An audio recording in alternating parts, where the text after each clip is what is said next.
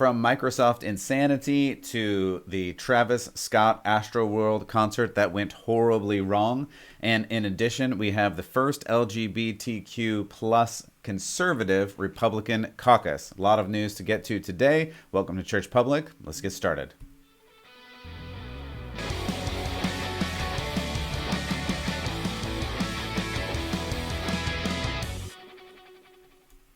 Welcome back to Church Public. Thank you so much for joining me, Matt Odegaard, here today. We just have a lot of news. I haven't done a full news roundup in a while and wanted to get to some of the top stories that I see today that we need to pay attention to as believers, as Christians, as followers of God, as people who are trying to follow after Jesus and engage in the current culture, because I believe that is what we're actually called to do. I believe we're supposed to live in this world, but not be like the world. And more, I'm seeing either this culture is crashing in on us and we don't know what to do with it. It's just too confusing. There's too much going on. Or we are just becoming exactly like it and there's no difference. And you look at a Christian, you look at a secular person, you look at a believer, a non-believer, and pretty much they all look the same. And that's a problem. We are not supposed to look like this world. We're supposed to be different from this world, though we live, as Jesus said, in it, and are supposed to be the salt, be the light to the world, love our neighbor, things like that. We're not supposed to look like the world, and more I see a lot of things that are looking like the world. We're going to get to a couple of those stories today. But first, there's just a couple that I could not pass by. The first one is Microsoft.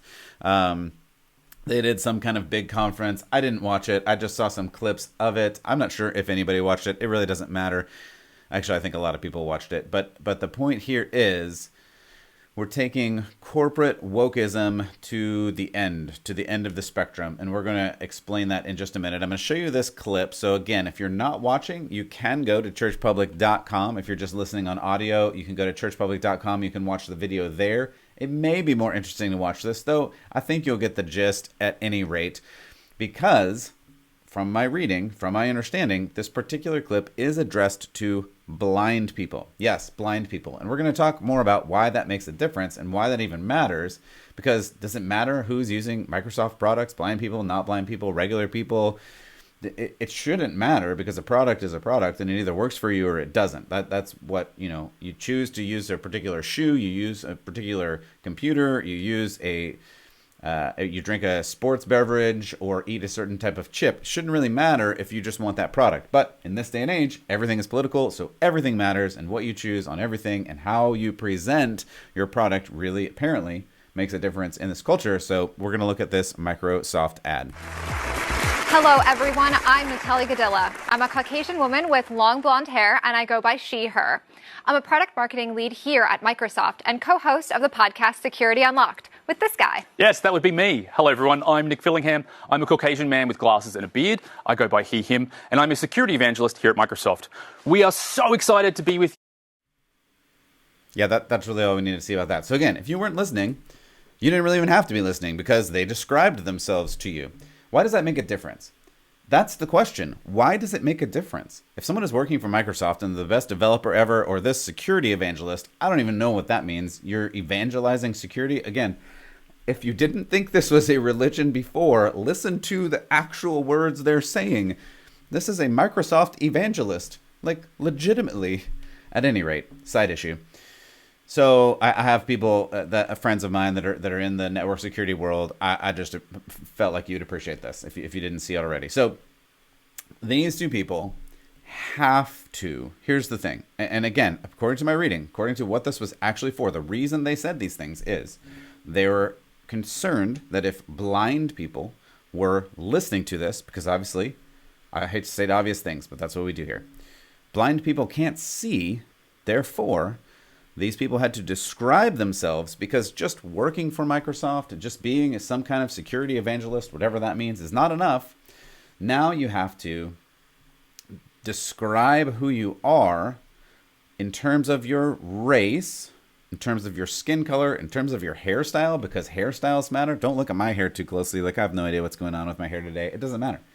Because it doesn't matter. If you're listening on audio, you don't care what my hair looks like. I don't think you care what my hair looks like. What does that make a difference to anything that I'm saying? my answer, again, rhetorical question, should be no. It shouldn't make a difference. It also shouldn't make a difference what I look like.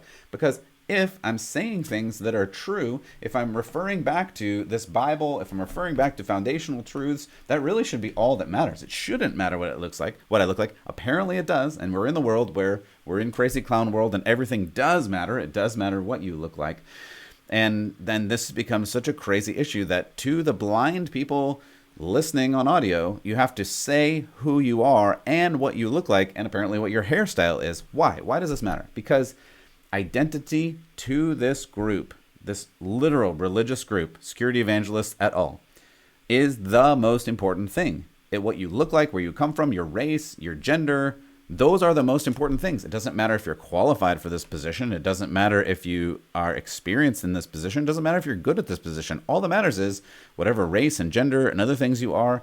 And it's so backwards and it's so crazy. And literally, to the blind person, this is what should matter the least. They just want this computer to work for them. Don't look at my computer because this is not it's not a Microsoft product. But it doesn't matter. If you choose to use that computer, you should just use that computer. But we have to go full woke. We have to go full crazy town and advertise to the blind people saying that. And it's not just blind people, because again, and if you are blind and you're listening to this, thank you. And I love you. And listen to me all you want. It shouldn't matter. But apparently it does. And the reason this makes a difference, I know I'm harping on this probably for longer than I need to, but it does make a difference because we should be blind according to God's standards. Not that you look over your experience, look over your history, look over your hurts, look over the situation that you individually are dealing with. I want to be in tune with that when I have a specific conversation with you. And if we're counseling, if I'm doing something like that, sure. If I'm speaking generally, it shouldn't make a difference. But this group of religious fanatics have made it the biggest thing. What you look like is the biggest thing. You get points if you're a certain way. You get negative points if you're another way. And it just should not be the way. I know I harp on this a lot, but this really is a big deal. I'm gonna give you one more from the Microsoft thing because I think it actually gets even crazier than what we just saw. And I'm just gonna play this one for you, and then we're gonna talk about it. Hello and welcome to Microsoft Ignite. We've got a big day ahead and lots in store for you. First, we want to acknowledge that the land where the Microsoft campus is situated was traditionally occupied by the Sammamish, the Duwamish, the Snoqualmie, the Suquamish, the Muckleshoot, the Snohomish, the Tulalip, and other Coast Salish peoples since time immemorial. A people that are still here, continuing to honor and bring to light their ancient heritage. My name is Allison Wines. I'm a senior program manager in our developer tools division. I'm an Asian and white female with dark brown hair wearing a red sleeveless top. And I'm Seth Juarez. Okay, that's all. It goes on. And it goes on for a long, long time. But again, we now know what this person looks like and her hair color, because that's the most important thing. But I harped on that one already, so I want to go back to the first thing she said. She said, I want to apologize or acknowledge, or whatever she said, all of the Native American tribes. And maybe you read into this like I did. This apology is worth zero things. It just is worth zero things. It is a signal to say, I care that, again, this is the American colonialist model, that Americans are bad and all people who colonize are bad and all people who war against other people are bad, except for the Indian tribes which war against each other because they were all good, because they never killed each other or sacrificed each other or ripped open people's hearts and held them as sacrifice or sacrificed children. None of those things happened. But the Americans who weren't Americans at the time and did come from many, many different countries and came across and conquered a land just in the same way throughout history. People have conquered lands and those people are the bad people. So you have to acknowledge that the bad people are the bad people. We have to acknowledge the good people are the good people. And in this instance, the Native Americans are the good people. But here's where I can tell you it means zero things to them. if it really made that much difference, we're going to acknowledge that the place where we built our $1 billion, I don't know the valuation, it doesn't matter. We'll just say $1 billion for this. You can respond to me and tell me the real valuation. We built our $1 billion company, used to belong to somebody else. We just want to acknowledge that. Okay, moving on. If you really cared, you would give the land back. Period. Your words are worth zero, zilch, nothing. If you cared, give the land back. That would show these groups of people that you really care. Your words are meaningless. You're just showing the left, showing the politicians, showing the celebrities, showing us lowly, regular people that you know something about something, which in essence is nothing. So just take these ridiculous apologies and stop. Just stop. It's not helping anything. You're just dividing us. You're just trying to make people hate each other. And I don't like it. I don't want to hate people. I want to love people. I want people to get along. This is not helping. Stop this craziness. And I don't care what color hair you have. All right, we're moving on. We're moving on to another thing that happened over this weekend that is way, way more tragic. And I really didn't even want to talk about this one, but I need to. I need to because it does say something about our culture. And that's what we have to talk about. We have to talk about the things that say something about our culture so that we can understand where our culture is, so that you, the believer, the follower, the person who's trying to wrestle through this life, can figure out what to do with this life. So there was this Astro World concert, I guess you'd call it, experience in Houston. Travis Scott was the headliner, and unfortunately, if you haven't heard this or read this or seen this in the news, many people died. Several people died. I saw the count was between 8 and 11 this last day. It could be much higher. At least 300 people were injured. I also heard something that if they got the person into the ambulance and they died in the ambulance, it technically wasn't a death in the concert. So it's hard to say.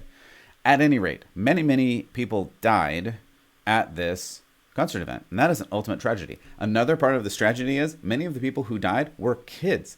I think I saw as young as 9, at least. There was a 14-year-old who died. It was either a 9 or 10-year-old and then a 14-year-old, and like children dying at these concerts is an absolute tragedy. Just period. And apparently there were about 50,000 people there. I've been to shows with 50,000 people. I've been to shows with probably 70,000, maybe even up to 100,000. I've been to really, really big shows. As far as I know, no one died at these shows. It's possible. I mean, maybe there's a heart attack or two or something. But by and large, it was fine. And I've been to worship experiences, really big worship gatherings with tens of thousands of people where we're all sitting there singing to God. And for me, that actually was an incredible experience because I feel like that may be a glimpse kind of heaven where when God says every knee will bow, every tongue confess, it kind of felt like that. Everybody of these tens of thousands of people in the room were singing to God. Now, I say that to draw the distinction and the opposite thing of whatever this was. And I'm not going to play you any audio. I'm not going to play you any video. People have been playing it across the internet, so you can go look at it if you want to. I guess I would say use caution. There are actual videos of some of the people that died in some of these online videos, and I don't show that kind of stuff. What I wanted to say, though, is this concert show held a vastly different feel. And that's what a lot of the people said about it who were there, who literally said they escaped with their lives. They said it was demonic. They said it was like literally being in hell. And I think that's something to note. I think it's something to note. And I'm just going to say, I'm not going to say the whole concert was full of demons. I'm not going to say things like that. I'm not going to point that direction. What I am going to say is we know, according to God, according to Paul, that we're not in a battle of flesh and blood. We're in a battle against the spiritual forces, the darkness, and things like that. And I can say, like, for instance, I'll put this picture up for you. This is when if you're not watching, I'll describe it for you. When you went into this concert, you went in through this giant head that is apparently Travis Scott's head. And you went in through this head, and it was, the idea was, we'll see you on the other side. And there were also images of like angels being turned into demons. There was like a reverse Holy Spirit thing. I'll even show you one more if you're not watching. He actually created the stage as a he created the stage as an upside down cross. And the upside down cross you can see in the stage here in the picture. If you can't, just take my word for it. It's an upside down cross. So his stage, from his perspective, is an upside down cross, and then he's got this head that people walked in. And there is an old image of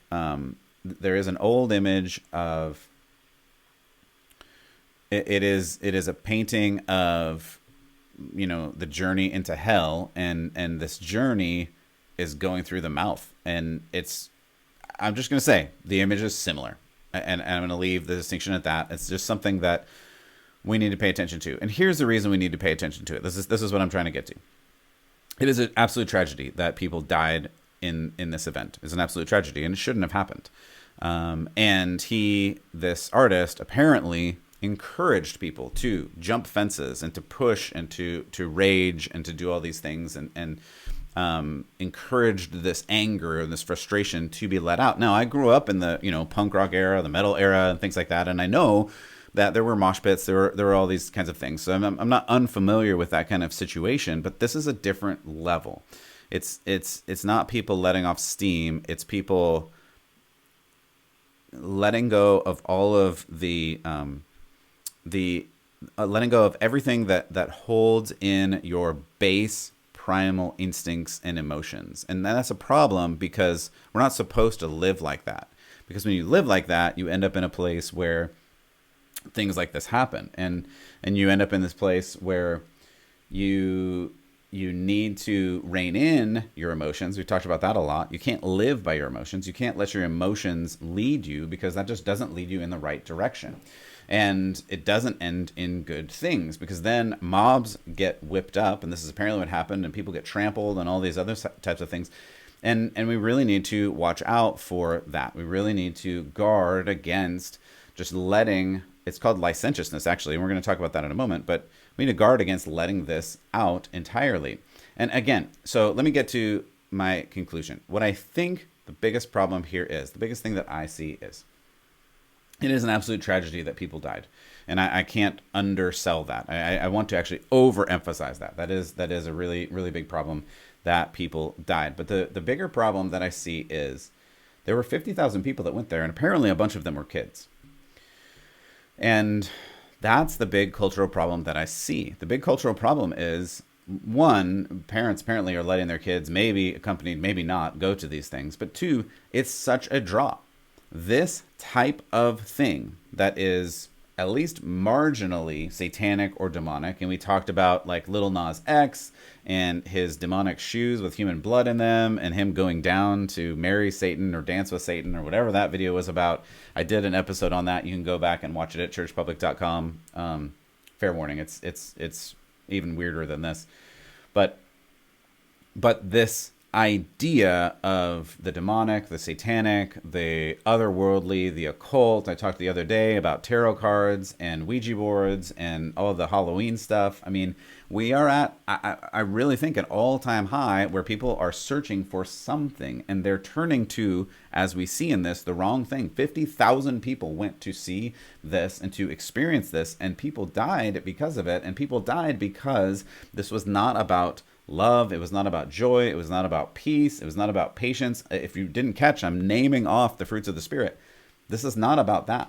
This is about following your base passions as far as they go, and they do lead to death. As tragic as that sounds, and as tragic as this actually is, your base passions do not lead to the place that you think they lead. They do not lead to the place where all these people tell you that they lead. Lil Nas X, in his video and in his commentary about it, said that he's now released from the bonds of, he even talked about growing up in some type of Christianity or spirituality or something, and now he's released from that and now can follow all of his passions to their ultimate end, which he claims is heaven. The reality, even illustrated by his own video, is it's actually the other place. And the sad thing is, there is a generation of people, there is a whole culture that is running towards this. And as believers, if you're a believer, if you know the truth, you really need to step in and talk about this, and talk to people, and talk to your kids especially about this. Do not let them go down these paths. Guard what they look at on social media. Like, it's just really a big issue, and we need to watch out for it. Okay, we're going to leave that one for now, because there's one more issue that I do want to get to. That is, it's just, I don't know, I don't want to say it's a nail in the coffin, but it is something that really we have to talk about, because the conflation here, the bringing two things together, right? Conflation, these two things that shouldn't be together are together, and they really are together more than ever. And the thing is, Republican / conservative, and I know there's in some negative aspect to that, but conservative, just by definition, is you want to conserve the traditions, the ways of the past, and really the bottom line is a conservative wants to get to the truth. I sit here again, if you're not watching, next to my Bible, because I'm always reading through it, trying to figure out what I can do better, how I can live better, how I can help you understand this better. And that is ultimately the prime value of conservative. You want to go back to tradition, not because it's old and not because it's tradition, but because it is the right way. It is the right way of life. It's the way that you're supposed to live life, according to something beyond yourself. And again, that gets back to this idea that, are you the one who is setting your goals, your life, your direction, or is there something bigger going on in the world? Is there something more? I would propose that's God. I would propose that God has a plan for your life, since he said he formed you in the womb. He knew you before your first breath. He has a plan for you, a plan to prosper, not to harm you, on and on. I could give you lots of verses in reference to that, plus Jesus' own direct commands to go and make disciples and to share his love and to be his light to the world. All those types of things. I think God does have a plan, but not everything is political, but if you are political at all, and you should be, because this world concerns you and you live in the world, so you should be concerned with politics. You should be concerned with the way life is going and the way you live in it and the world that you're living in. You should be concerned about that, because you do have influence in that world. And if you go back to Genesis, again, we talked about this the other day, but you have the authority to watch over this world, and it's limited in certain instances, and again, we'll talk more about that later, but you do have some responsibility. Sitting around all day watching the streaming shows or playing video games is not the way we were designed. It's not how we're supposed to be. We're supposed to go into this world and to share. Peter says to always be ready to give an answer for the hope that you have. We're supposed to be like that. We're supposed to live like that in everything that we do, regardless of what you do. It doesn't matter if you're a pastor. It doesn't matter if you're a preacher. It doesn't matter if you're a church member. You, as a believer, as a follower, are called to do these things. So that's the introduction, right? The introduction is conservative. What is a conservative? Because that's important to this discussion. So over the weekend, in Mar-a-Lago, in partnership with the Log Cabin Republicans and the Spirit of Lincoln Gala, that's what this was called, the Republican National Committee announced its first RNC Pride Coalition, LGBTQ Conservatives. LGBTQ Conservatives. And again, in partnership with the Log Cabin Republicans, and their goal is to garner support in advance of 2022 midterm election. Chairwoman Ronna McDonnell said, I'll put this up for you. She said, the GOP is proud to have doubled our LGBTQ support over the last 4 years, and we will continue to grow our big tent by supporting measures that promote fairness and balance, protections for LGBTQ Americans, and those with deeply held religious beliefs. There's so much in this statement that we need to unpack. I'm going to do it quickly, but the first thing is she cites religious beliefs, and I don't know what that means, because as I mentioned, in terms of conservative, going back as far as conservative goes, and in terms of biblical values, which we've talked about many, many times, these things don't match. And so to say you're going to have an LGBTQ conservative or this RNC Pride Coalition as a conservative coalition of pride, it just doesn't make sense. It literally is a paradox, an oxymoron. It's two things that cannot exist together. They just can't exist together. And for a lot of reasons. The first reason is pride is not a conservative value. Pride is not a virtue. In no way, in no sense, ever is pride a virtue. Again, I'm going to point to my Bible here. I could probably give you 100 verses where it says pride is actually bad. Pride goes before a fall. Pride leads to destruction. Pride is not good. In any context, is pride good? And yet now we're asked to believe, according to this, or asked to partner with this new RNC Pride Coalition, or as to connect with LGBTQ conservatives, which again, it can't exist. An LGBTQ, it can't exist. I'm going to explain more of why. And this is where Charles Moran, the president of Log Cabin Republicans, said, quote, "When LGBT conservatives are included in the Republican campaign, we win," end quote.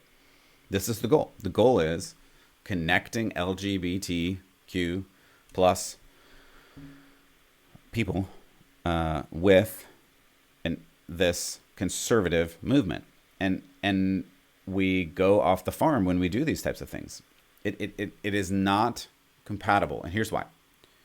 LGBTQ agenda is moral liberalism. And we can't get this wrong. Those are some big words. I want to make sure we understand what those words are. But if you are pro LGBTQ revolution, you are a moral liberalist. You are not, by definition, a conservative. A conservative is someone, as I mentioned at the beginning, goes back to other documents, goes back to the Bible in a believer, in a Christian instance, and derives your morality from that.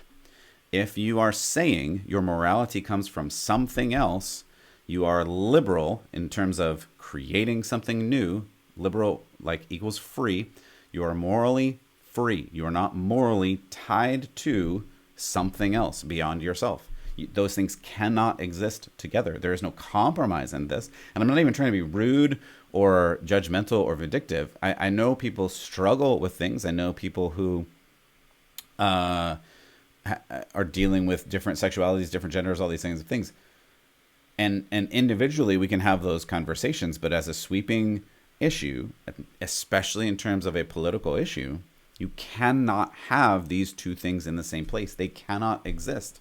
And this LGBTQ revolution, the goal is to change the fundamental reality of God's kingdom. That is the goal. Stated, that's the goal. From the beginning, from the feminist movement on, the goal is to remove religion, to remove the family dynamic, which is man and woman, male and female with a child. The goal is to remove that. So that cannot be a conservative movement. It just cannot. And again, I'm not saying don't love people. I'm not saying be mean to people. Individually, we have to be nice. We have to encourage people. We have to have grace towards people. But there is a truth aspect to this as well. And we cannot lie. We cannot live something that is not true. And you may or may not have even realized how far the Republican convention has gone, how far the conservative label has gone. But this conservative label, if this is the new label, this is also no longer conservative. And we must stand up and say, hey, you can't say that because it's not true. And over again, we come back to this issue of speech, because speech is the center of all of this. If you create words that are either meaningless or create words that don't mean things, again, back to 1984, like that are opposites, then it's not real. And you have to you have to either go off into non-reality and just live in an alternate universe, or these people who think that we're actually living in a simulation, which is a real subset of people. You have to live in that non-reality. If you want to live in reality, again, just go back Even if you don't want to go back as far as the Bible, like go back to the Declaration, the laws of nature and nature's God. That is a reference back to the Bible of not only does the Bible say, the God of the Bible say, to conserve things, they have to be real things. And in this instance of family, the family is mother, father, child. That's the ideal, right? But nature also says this. You don't even have to look to the Bible and look to God. Nature has said this since the beginning and continues to say this. For the history of all humanity, a family has been a family. A family has been a man and woman and kids. That's been a family for all of history until the last 5 minutes. And now they're pushing the envelope so far that conservative equals a different kind of family. And we have to guard against this or change it entirely because these two things cannot exist together. And this is where it is liberalism. It is the same train as the left. It is the same train as the Democrats. It's the same train. It just is probably moving towards the station slower. If we go along with this liberalism that is not biblically moral, it is not conservative in that sense. If we go along with this, then we are not doing anything different than the rest of the culture, and we are not conservative, and this is not going to win out in the end. And the reality is, to get down to the base of it, the civilization cannot survive. Our civilization cannot survive if we don't follow the laws of nature and nature's God, especially when it comes to family. I mean, like literally biologically, we cannot survive because to procreate, you need a man and a woman. And I'm not saying all families need to have kids or all families can have kids. I know that not everybody has that. And I know that there's difficulty in that. And I know there's brokenness in the world. I'm not saying that, but I'm saying as the standard, as the normal, humans have known for, again, all of time that the standard of family is mother, father, child. If you change that, you don't grow the family into something greater. You don't transform the family into something more than it was. You just destroy the family. There just is no definition left. And again, by definition, that is not conserving.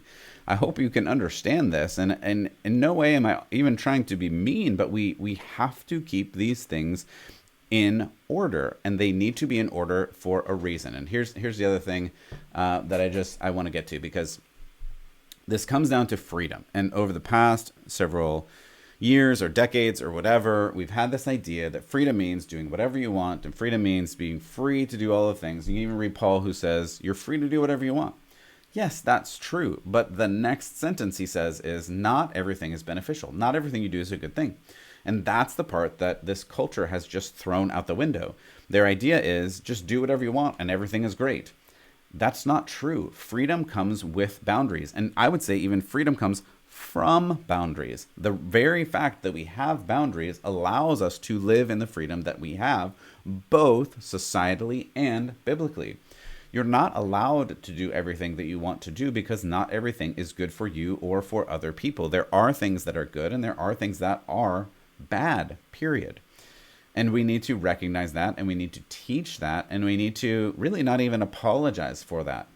People are saying, well, I know this, you don't like this, but I'm sorry, but we have to do this. No, you can only do the right things. And if you do the wrong things, there are consequences, there are penalties, you need to apologize. There may be natural consequences, there may be supernatural consequences. Read through Romans for that. But there are issues, and we need to stand up for the truth. Yes, we also need to have 100% of grace, just like Jesus did. And that is a difficult, if not unattainable goal, to have 100% of grace and 100% of truth, like Jesus did. I know I fail at that all the time, but that doesn't mean you throw it out the window and only have grace and say, yeah, do whatever you want. It doesn't matter. It's not going to matter. Be whoever you want to be. Follow whatever gender thing you want to follow. Create whatever family you want to do. And it's all fine, and we'll just all be conserving, and it all gets to the same place. No, we have to say when true things are true things. We have to say when lies are lies, and we have to separate the good from the bad, and that hurts feelings, and it's hard, but we have to, because if we go down this road where if you can't have freedom without truth. You just cannot have freedom without truth. You have to know the natural law. You have to know biblical morality. And to separate yourself from that, I mean, I guess I can say you do whatever you want, but you can't say you're a conservative if you do that. You just can't, because those definitions are mutually exclusive. You can live however you want. You can do whatever you want. That is the freedom that you have. But there are consequences to it, both natural and spiritual. And to not acknowledge that is just putting your head in the sand and pretending there is no reality. And that's the thing that I guess drives me crazy, that we just need to make sure we have laser focus on. And again, individually have grace, individually have sympathy towards people who are dealing with any particular sin. And we all have sin. I'm the first in line with that, with all of the sins. Of course I have those. So when we're talking individually, we need to take that into consideration. But when we're talking policy, when we're talking political party, if you're saying you're a conservative party, you cannot exist in both of these worlds. Choose a lane and choose it quickly, because literally the fate of society hangs in the balance. If you just lie about who you are to get into office, to make the same changes and the same issues as the other party, well, then we're all dumber for being duped by it. So what do we do with this? Politics is important. Voting is important. But your belief, your theology is the most important, and you need to lean into that. The actual truth is the most important. We need to love people where they are, where they come from, with all of their flaws, but we cannot compromise the truth. We pray for them, we love them, but we cannot give up truth for culture or for convenience. That's my word for you today. I hope that you can take it. You can find me at churchpublic.com or any of the social medias at churchpublic. God bless you, and as always, keep the faith.